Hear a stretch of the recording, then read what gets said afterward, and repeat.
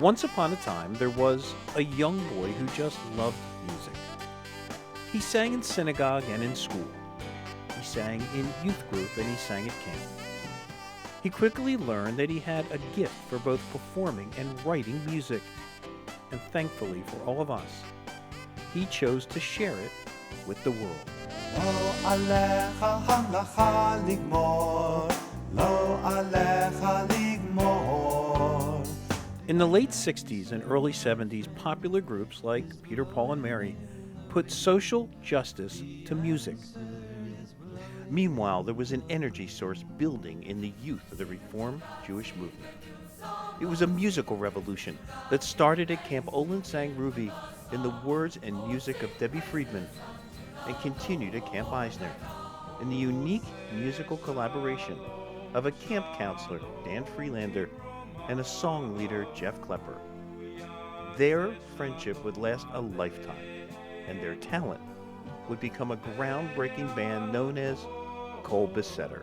We did one concert, I think at our first one in February of 1974, which is where I met Elise, where I met my wife for the first time.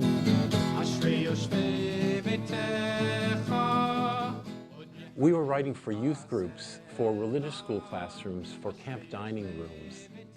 Our intention was to write music that kids would get excited by, where the melody would motivate them to want to learn Hebrew words, which were foreign. And maybe they'd be able to remember some Hebrew texts because of it.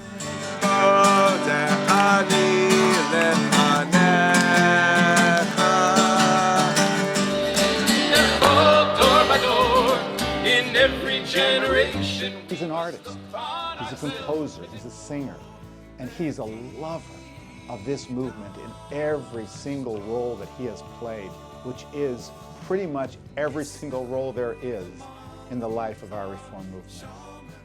As a composer and musician, his melodies have become considered traditional in today's prayer and part of the very fabric of our URJ camps and youth groups.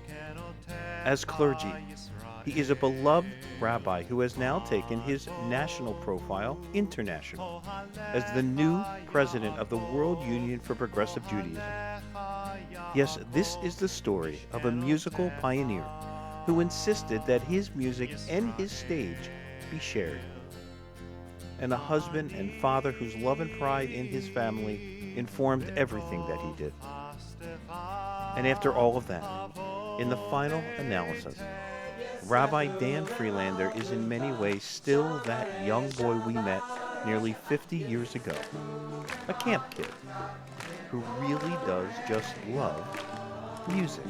Shalom Rav al Yisrael Amcha. Music was my means to the end. Other people do it through study, some other people do it through social justice.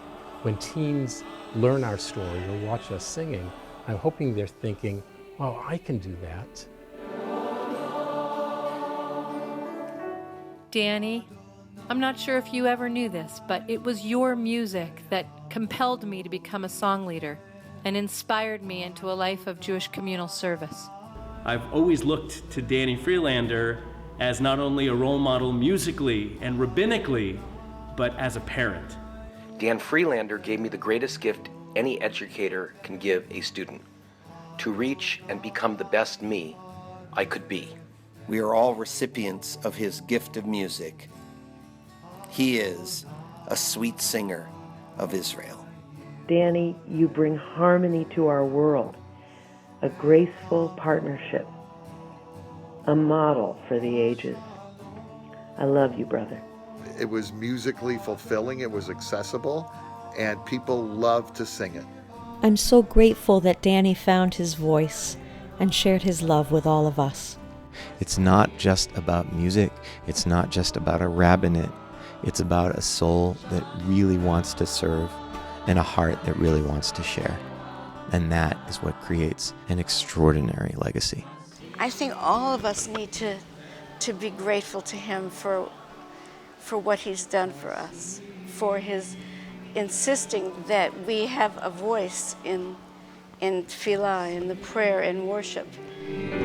There